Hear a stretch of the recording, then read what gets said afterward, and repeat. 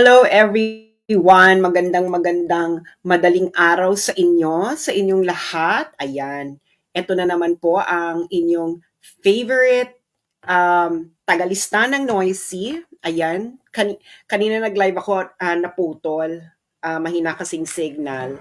So pumunta ako sa laptop ko. So paki-share muna ito ay malaman ng maraming tao, ng inyong mga kapitbahay, ng inyong mga colleagues dahil pinaglololo ko na naman tayo ng mga media, ng gobyerno, pati mga pare, no? Napakasinungaling. Okay? Ang title po ng ating live stream ngayong madaling araw, hindi na ako makapaghintay dahil kating-kati na akong kating-kati na akong magsalita. Okay? So, sasabihin ko na to dahil hindi ko matake ang pari na ito. Dahil napaka-ignorante, sinungaling, um, lahat na. 'Di ba? Lahat na. Okay. So, paki-share na ito sa inyong mga chat group, sa inyong mga group, sa inyong everywhere na kailangan makarinig ng mabuting balita ng tungkol sa mga etsyosera ng taon. Okay, etsyosera. Finding Lisa. Tigilan nyo na yung Lisa. That is a distraction. Let's focus on what needs focus. Kung totoo yung tungkol dyan kay Madam, it will reveal in time. Kaya, pero mag-ingat kayo sa mga tanim fake news. Okay, yun lang sabihin ko, mag-ingat kayo sa mga tanim fake news. Okay, yan lang sabihin ko. Yung mga ganyang balita, kung totoo yan, let it boil first. At kung totoo yan, sasambulat na lang yan. So makinig ka, if you don't, just listen to me. Okay? Now, eto na. Okay. Alam niyo naman yung nangyari doon sa hearing, hindi ba? Ngayon, ang isa nilang pinoint out doon, yung pumunta na seminar ng mga media at mga social media personality sa China ng 2023. 2023 ba to? At of course, it was a China-sponsored one. And I know that seminar, it is just a seminar wherein they learn about Chinese media, bit of Chinese history, etc. So ipapakita ko sa inyo tong ABS-CBN. Ganito ang kanilang spin. At itong pari na ito, padala nyo to sa kanya ng mabulunan siya sa kanyang kaignorantihan at kaipokritohan. Now, here it is. Papakita ko sa inyo para may context. So, i-share nyo na ito. Okay. So, eto yon, di ba? Ang sabi niya, China-funded seminar for Filipino social media influencers, ex-PCO chief admits. Tapos sabi niya, inamin ng ilang social media influencers na dumalo sila sa isang state-sponsored seminar ng China. And ito namang pari na to, si Father Ranhilio Calangan Aquino, isa sa mga makabagong Padre Damaso. Sabi niya, is this genuine news? ABS-CBN News si ate? Ateng, huwag tayong mag-aklaan. If it is, it shows the reach of treachery. Alam niyo yung mga colonial era. Di ba? Wala kasi akong pamaypay. Sandali, may pamaypay ako.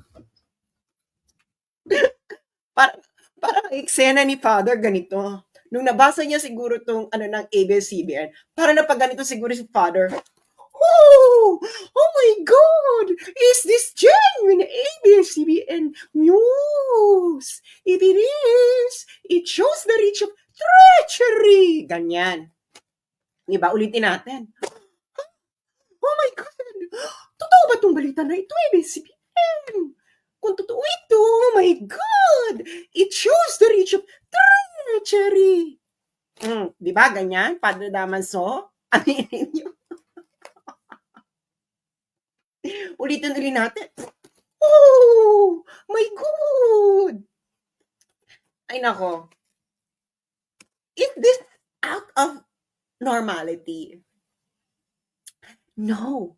In fact, ipadala niyo to kay Father Aquino, no? Makabagong Padre Damaso. Okay. In fact, in fact,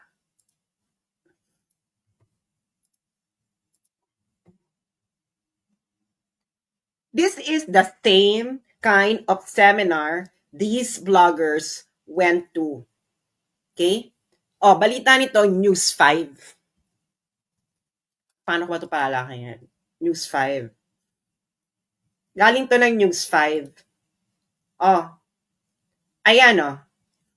Seminar on press officers and journalists for Philippines. Nakita niya na. Nakita niya na. Seminar on press officers and journalists for Philippines. Balita ito ng News 5. Kailan lang to? December 23, 2024. December 23, 2024. Philippine journalists attend 2-week media exchange program in Hunan, China. Pareho lang yan. It is the same program. Okay? Ngayon, press officers and journalists from the Philippines traveled to Changsha, the capital of Hunan province in China. Actually, maganda sa Changsha. To participate in a 2-week training program aimed to strengthen Philippine media and communication exchanges and cooperation. It is the same seminar na pinuntahan nila Trixie, nila Mark Lopez. Actually, hindi lang vloggers ang nandun. May mga media, may mga journalists din yon from major broadsheets, etc. The initiative also provided participants with insights and understanding of China's broadcasting and news reporting, as well as its rich cultural heritage through immersive field visits. Ayan. Oh. Diba? Sino ang sponsor nito? This is a fully paid seminar by the Chinese government. December 2024 lang ito. It is exactly the same seminar na pinuntahan nila Trixie at yung iba pang vloggers na yun. Actually, hindi lang mga vloggers yung kasama nila Trixie noon. May mga journalists doon from major broadsheets like Philippine Daily Inquirer, etc. Ayan. So ngayon, sponsored by the Ministry of Commerce of the People's Republic of China.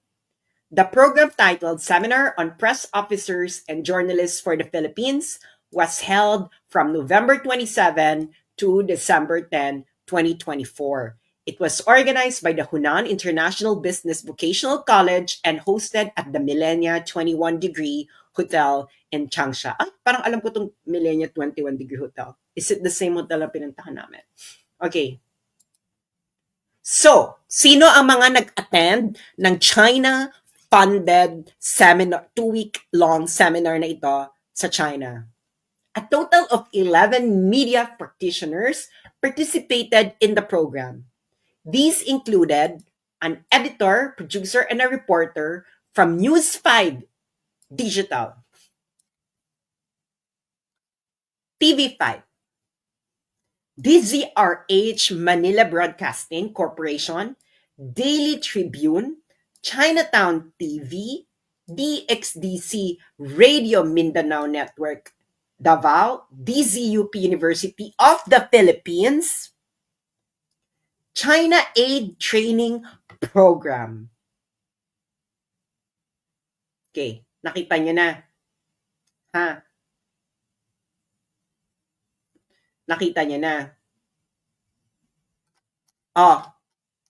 It is the same exact program. Ngayon, ang ginagawa nila dyan, sa House of Representatives, at pinick up ng media, is, ulitin natin yung sabi ni Padre Damaso, para makita nyo ha. Ulitin natin yung sinabi ni Padre Damaso with full performance kung paano talaga sasabihin ni Ateng ito. Okay? Nung nagulat siya, kunwari. Okay? Yung nagulat siya, kunwari. Parang ganito yan. Palalakihin natin for more impact. 'Di ba? Nung nakita yan ni Padre Damaso, Father Rani Kalangan Aquino, ganito ang nasabi niya, Oh! Oh my God! Totoo ba to? ABS-CBN News! If it is, it shows the reach of treachery. Akla. Oh. Nakita niyo na kung paano kayo niloloko ng ABS-CBN. Kung paano kayo itong si Padre Damaso nagsasakay-sakayan. Diba? Ulitin na talaga natin. Oh! Grabe na ito! Totoo ba ito?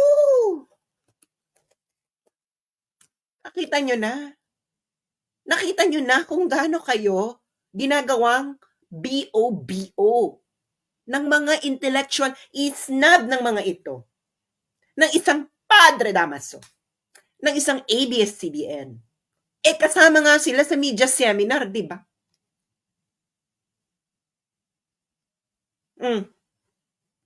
Ano?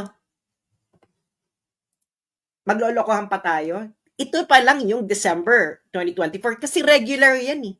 Regular yang eksena na yan. Yung seminar na yan, sponsored by China. O, ulitin-uli natin sa mga kakarating pa lang. Philippine journalists attend 2-week media exchange program in Hunan, China, December 23, 2024. Yung mga nag TikTok, YouTube, bahala na kayo, you can recontent my content. Huwag na kayo magpaalam. Spread the revelation of hypocrisy. Sino mga kasama dito? Sa sponsored by the Ministry of Commerce of the People's Republic of China na 2-week event sa Changsha, all expenses paid. DZRH, Manila Broadcasting Corporation. DZRH is ABS-CBN, di ba? Ano ka ngayon, Padre Damaso? May karapatan ka, dapat mangumpisal ka sa bayan. Nagkakasalak. Ikaw ang, the extent of the treachery. Aklak. Tigilan mo ko. Diba? Sino nagbalita nito? News 5. Ayan ang picture.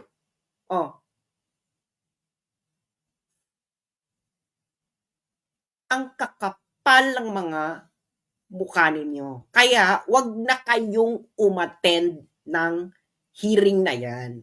Dahil ganyan lang ang ginagawa sa inyo. Bahala kayo. Gagawin lang kayong pang-engagement ng mga media. Hindi ito, sige nga, explain nyo yan. Sponsored by the Ministry of Commerce of the People's Republic of China. Sila mga participants sa all expenses paid by the Chinese government. 11 media practitioners, included an editor, producer, and a reporter from News 5 Digital, TV5, DZRH Manila Broadcasting Corporation, Daily Tribune, Chinatown TV, DXDC Radio Mindanao Network, and DZUP University of the Philippines. What kind of hypocrisy is this? Yung page po ni Tio, hindi nawala. Nag-deactivate lang siya kasi nga nag-mass reporting sila right now. So, parang iwas gorgor. Ganyan. So, ngayon, ano na ngayon kayo? Na-expose na naman kayo ang inyong kaipokrituhan. Kaya gusto nyo akong, you would like to physically eliminate me. December 2024 yon, di ba? Okay. Baka naman kasi, dapat Father Rani Aquino, dapat consistent ang performance, ha? Pag nakita mo to na, the extent of the treachery. Dapat ganun din. Ha? Okay, meron pa? Sinabi ko na nga sa inyo, this is a regular program. Okay, ito na, papakita ko na. Ngayon, ito pa. Ah, sinong reporting nito? Philippine News Agency. So, Government of the Philippines. Kailan lang to? March 2, 2023. More than 60 journalists joined China's exchange program. More than 60 media practitioners from more than 50 countries, including the Philippines, are joining the China Asia Pacific Press Center's exchange program for 2023 that began on Thursday. O, sino naman ang nag-funding nito? China funded. O, ano? O, anong purpose ng seminar? We hope that you would get to know China better through the program that you will be attending. You are lucky because now China has lifted its restriction and you are able to see and experience China in full without limited movements, unlike the participants in the last program in 2022. So, it is the same program. China funded. Ngayon, etong mga mainstream media na ito, bakit kayo nagtataka na meron nun? Nagpa-participate kayo dun eh. Or baka naman, gusto nyo, mas solo nyo. Baka naman kasi mga legitimate journalists, gusto nyo ring masolo yung China-funded seminar sa China. Huwag na tayo magplastikan. Ayaw nyo ng competition. Nagpa-participate kayo. Ilang beses na. May 2022, may 2023, may 2024. Tapos nagulat kayo doon sa same seminar na pinuntahan nila Trixie, Mark Lopez, at may kasama rin sila doon na mga journalists from major broadsheets. Oh, ano na ngayon? So, sino ngayon ang nagsisinungaling? Di Committee Against Disinformation, yung mainstream media na naman nagsisinungaling. At gumagawa sila ng issue. Kaya, alam nyo, sabi nung kalbo na professor, ang hinihintay na lang niya, ang gusto daw niya hintayin yung magna cum laude. Eto na. Alam mo, hindi ako magiging magna cum laude, Professor Contreras, kung sasakyan ko yung amats nila. Alam ko yung amats nila. So, yun na nga lang. Problema nila is, kaya kung paikot-ikutin yung amats nila. Hindi ako papaikot. So, ngayon, problema nyo na yan. Okay. So, ayan na, na-establish na natin. Okay? Na ang Philippine mainstream media, mahilig din silang pumunta sa mga China-funded. Okay. Okay. Ngayon, sino ngayon ang nagwo-worry sa mga China-funded na seminars? Sino talaga? Sino talaga? US ang naluloka sa mga China-funded training. Ayan US think tank worry of China-funded training for Filipino journalists. Kailan lang to? January 16, 2022. So ito photo from the Philippine News Agency, participants in a China-sponsored media training workshop post for a picture. May 18, 2019. So matagal lang nangyayari ito. Ito naman ayan si Tio. Nakita niyo si Tio? Ayan si Tio. Tio Moreno ba to? Or kumukha lang ni Tio? Parang feeling ko si Tio Moreno to. Tio, ikaw ba yan? Ayan ang mga journalist, Sino yung mga nandyan? China has been providing some 75 countries, including the Philippines, media training that is not based on traditional. Ito yung, kaya nag-worry ngayon, yung US. US ang may pakana niyan. Diba? So ngayon, matagal na yan. Okay? Matagal na yang training seminar na yan na all expense paid by China. Okay? Kita mo, the 30-member Philippine delegation included personnel from the PCOO, PNA, Radio Television Malacanang, Philippine Information Agency, Philippine People's Television Network, and the Bureau of Communication Services. Journalists from Sunstar in Cebu, iOrbit News in Pampanga, Manila Times, and Pulso na makabagong Kabitenyo were also in the contingent. Ito yung 2019 lang. Okay? Oh, ngayon, bakit kayo nagtataka, mainstream media dito? Alam nyo may ganyan, nagpa-participate nga kayo noon. Noong 2024 lang, nagpa-participate din kayo o dahil gusto ng US or dahil kasi kayo tanggap sa kanan, tanggap sa kaliwa. May China funded, may US funded. Alam niyo naman, parang hindi ko na alam mga kalakaran ninyo. Oh, ano? Tapos biglang, extended treachery. Ganun si Padre Damaso. Ano yun? So, alam natin kung kanino galing yung propaganda na yon. Di ba? Di ba? Oh, ano? Ay, nako. Sabi ko na sa inyo eh.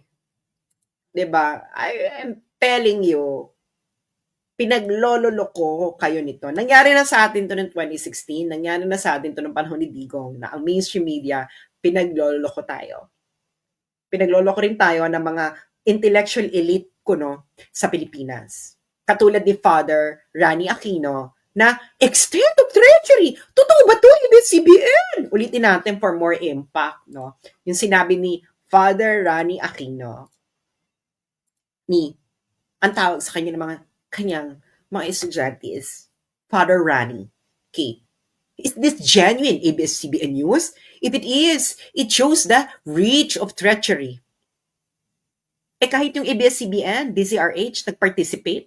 Diba? Ulitin natin, naalo sila sa pamaypay. Oh my God! Grabe ito, ABS-CBN! It shows the reach of treachery. Ano? Nakita nyo na? Kung paano pinaiikot-ikot ng ABS-CBN, tanggap sa kaliwa, tanggap sa kanan. Ganyan sila. So sila, nagjo-join din sila ng mga China state-sponsored seminar.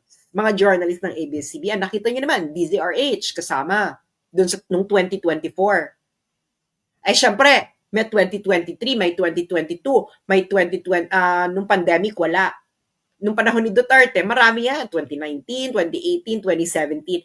Marami silang nakapunta, nag-enjoy ng China-sponsored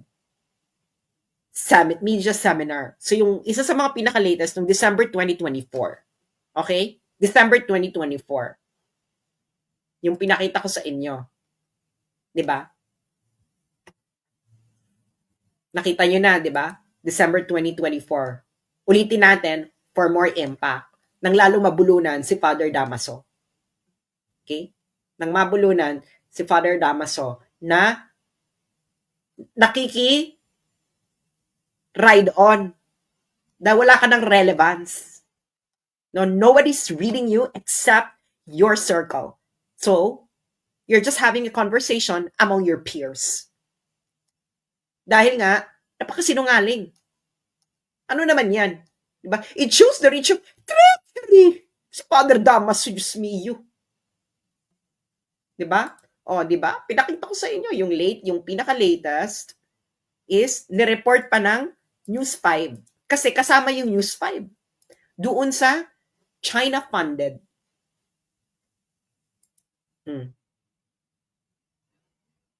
Ayan. News 5. Nung December 2024 lang to. Ito yung pinaka-latest. The same seminar na inattenda nila Trixie. Pero yung na Trixie, I think it was 2023 or 2022. I cannot remember. So, di ba? Two-week media exchange program. The same. Sino ang sponsored? Oh, sponsored by the Ministry of Commerce of the People's Republic of China. Sino mga participant? 11 Filipino media practitioners, editor, producers, and a reporter from News 5 Digital, TV5, DZRH, which is ABS-CBN, Daily Tribune, Chinatown TV, DXDC Radio Mindanao Network Davao, and DZUP University of the Philippines. So ngayon, sino ang naglolokohan? Sino ang nanloloko ng bayan? Nahuli ko na naman kayo. Okay. At ngayon, ang pinaka-closing salvo natin, dahil gusto ko na rin matulog, 2:00 na. Pinaka-closing salvo natin. Thank you sa mga nagpapadala ng tip. I appreciate it kahit yung iba pinapadala is 2 pesos. That's a huge thing. Okay? That's a huge thing dahil this is a people-sponsored blog. Dahil ako, ang aking utang na loob ay sa aking mga readers who have been there behind me, beside me, on top of me. Charot. Wala namang on top. Hindi ako pumapatol sa mga readers. Ang aking utang na loob ay akin sa mga readers. Kaya maraming salamat sa mga nagpapadala ng tip. I appreciate it kahit 2 peso, meron pa nga nagpapadala ng piso. Wala akong pakialam. Everything counts. I appreciate every cent dahil kayo nasa inyo ang sa inyo ako may utang na loob. I will never be here in where I am right now if not for every single bit of you who supported me since I started in 2016. Na nakitawa sa akin, nakibaldaguran, ano pa ba? Nakipag-elyahan, charot. Nakipag-alindogan, ano pa ba? Nakipag-tsuktsakan. Wala mo na tsuktsakan. Ako pumapatol sa mga readers. Hindi ba? So maraming salamat. Nasa inyong aking utang na loob. Kaya hindi ko kayo may iwanan. No? Kahit gusto ko man, hindi ko kayo may iwanan kasi a lot of you, I'm returning the favor. I will not be here. I will never be in where I am right now, stage of my life. If not for every single of you who believed in me. Sabi nga ni Catriona Gray, ano yung sabi ni Catriona Gray? I am here today because someone believed in me. Anyway, so, kayo yon. Nasa inyong utang na loob ko. Nasa mga Duterte ba? Well, not really. It's really with the people. Hindi ba? Kaya nga kung may hinaing kayo laban sa mga kahit gusto nyo sabihin sa mga Duterte, sinasabi ko na, hey, your followers are not appreciating what you're doing. Ganyan. Kasi kayo ang talagang tunay na backbone ng mga social media influencer. Ako lalo na ako kasi wala akong sponsor. Hindi rin Facebook ang backbone ko kasi demonetized ako. So sino talaga ang nasa likod ng aking success? Every one of you, every one of my reader, no? Kayo talaga ang aking pillar and light, and minsan kalandian. Charot. So nandiyan talaga kayo. So sa inyo ang aking utang na loob. Kaya nga ako, pag nakikita ko yung mga readers ko, nakikipag-usap talaga ako sa kanila. Kahit minsan talaga pagod ako. Because kayo talaga ang nasa inyo ang utang na loob ko. Not with any politicians, not with anything. The people.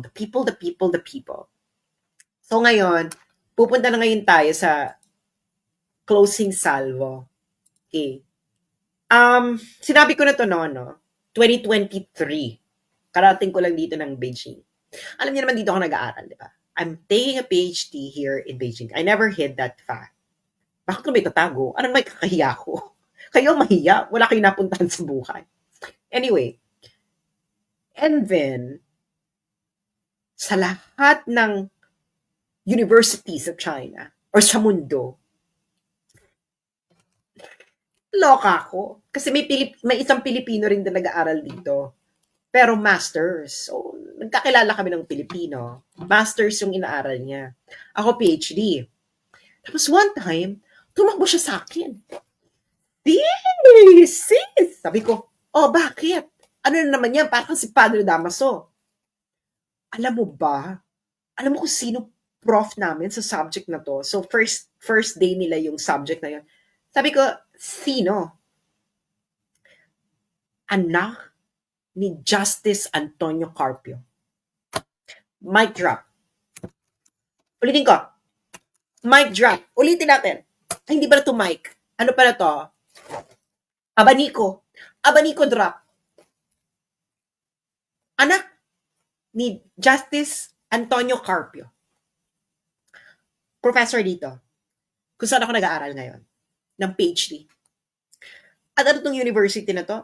This is a public university. So it is a China-funded university. So yung anak ni Justice Carpio, alam mo kung since kailan pa nagtuturo dito, sumusweldo sa isang China-funded university? Since 2012. Since 2012! Oh, hindi ko na lang sasabihin ng pangalan, no? I will not, out of respect of this school, kung sino. Okay? Dahil, pero gusto ko lang sabihin yon because nakakapagod na ang hypocrisy ng mga Padre Damaso, ng mainstream media, sino pa ba? Yung mga elite sa Pilipinas, nakakapagod na yung hypocrisy ninyo, niloloko ninyo ang taong bayan. So, yeah, since 2012, binabasa ko pa yung profile niya. Since 2012, nagtuturo na yan siya dito. 2025 na. So, since 2012, every month, yung anak ni Justice Carpio, pinapasweldo ng China. Ano? Hindi ko sabihin, out of respect with this university, hindi ko sabihin kung sino. And private din naman kasi itong mga taong to, hindi mo rin makikita in public kung sino yung mga anak ni Justice Carpio. Pero, anak siya. Actually, yung profile niya nga, pag itabi mo siya noong kabataan ni Justice Antonio Carpio, ay para silang pinagbiyak na bunga. Since 2012, yung anak ni Justice Antonio Carpio, na number 1, anti-China, pinapasweldo ng China every month dahil nagtuturo siya sa isang China-funded university na sa minalas-malas kayo, doon pa ako dito pa ako nagpi-PhD kung saan siya nagtuturo. Yung anak ni Antonio Carpio, ni Justice Antonio Carpio. Sige. Ano? Sabihan niyo akong fake news, i-reveal ko. Sabihin niyo, pa-confirm niyo kay Justice Antonio Carpio. Pag sinabi ni Justice Antonio Carpio na fake news ako, i-reveal ko na lang yung anak niya. Kasi Hoda, i-reveal ko yung profile.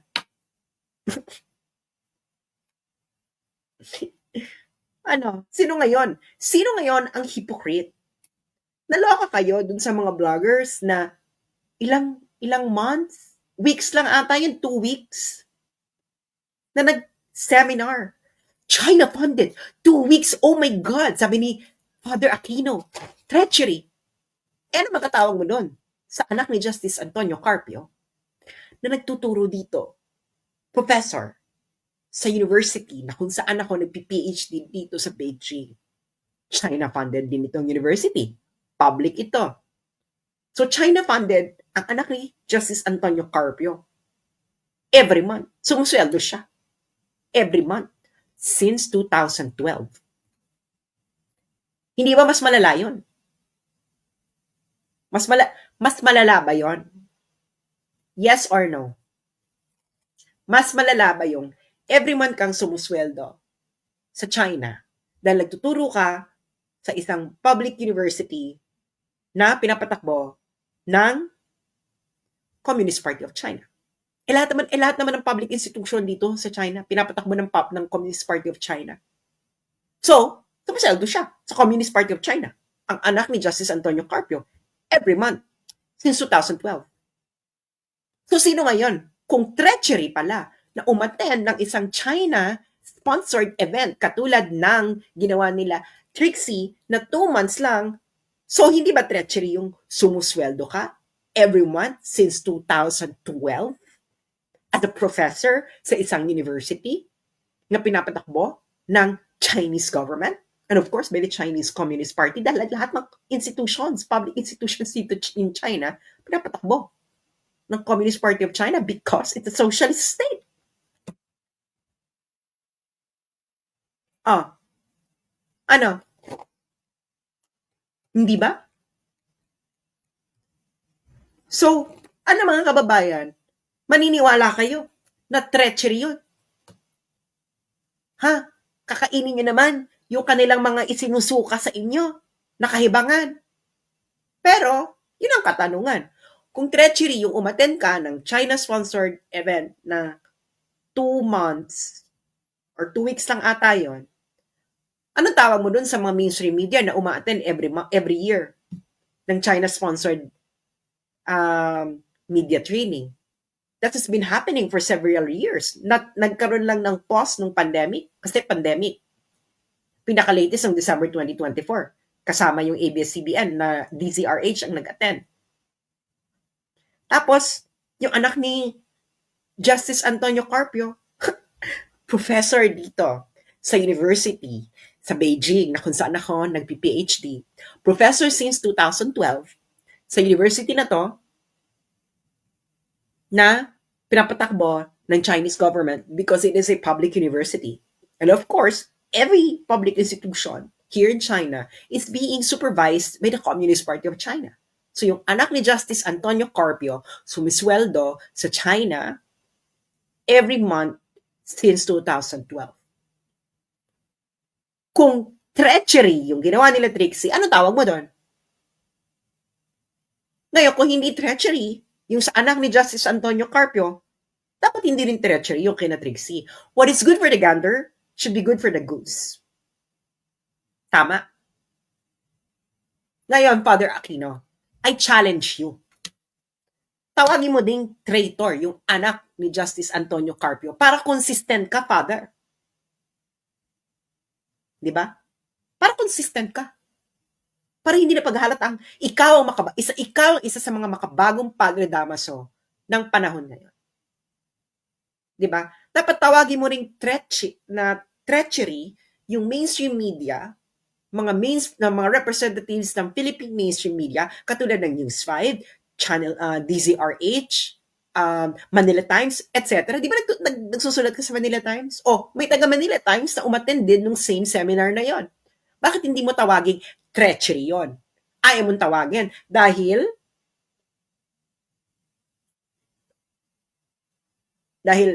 wala sa narrative mo? Akla? Nag-aaklaan tayo dito, mga akla? Kayo mga akla, comment. Nag-aaklaan tayo? Ha? Aklaan? Oh, bakit hindi matatawag mong treachery? Oh. Ano? Diyos mio, tigilan niyo ako. Diba? Hindi niyo ako magpapaikot-ikot. At hanggang nandito ako, I will expose every hypocrisy, lies na ginagawa ninyo sa mga Pilipino. Dahil nakakapagod na kayo.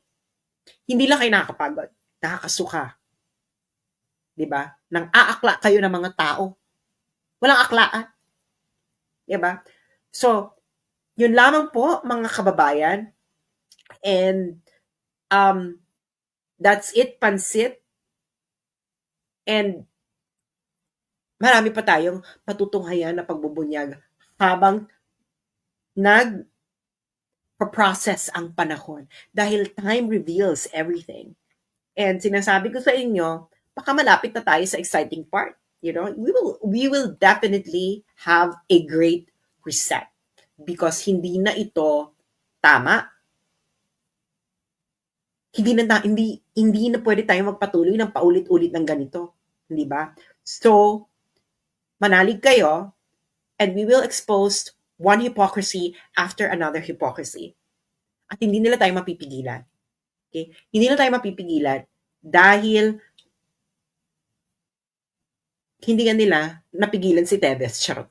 Anyway, maraming salamat sa inyo. And matulog na kayo. Charot, yung mga nasa Pilipinas, matulog na kayo. And of course, sa mga nasa ibang bansa, guys, kahit hindi kayo, ito pala, gibilan, malapit ang birthday ni PRD. Kahit sana, hindi kayo umattend ng rally, kahit yung family nyo man lang, magkaroon man lang ng, or yung relatives ninyo or barangay nyo man lang, magkaroon ng mini March 28 Solidarity. Mag-green po tayong lahat. Okay? Kahit sa bahay nyo lang, sa barangay. Kahit hindi kayo umattend ng malaking rally. Of course, kung umattend kayo ng malaking rally, mas maganda. Pero kahit sa mga bahay nyo lang, etc., para pakita natin na that we will paint the whole world green. So maraming salamat po sa inyo. And wag po tayong magpapatinag sa mga ipokrito, pare, damaso, at mapanglinlang na mga nang-aakla ng bayan. Maraming salamat and good night. And of course, thank you sa mga nagpapadala ng tip na kahit magkano ay na-appreciate ko. Thank you so much and have a good night. Magandang gabi. Ito po uli si Sasot Ogando Sasot, ang inyong favorite, faithfully defiant na tagalista ng Noisy.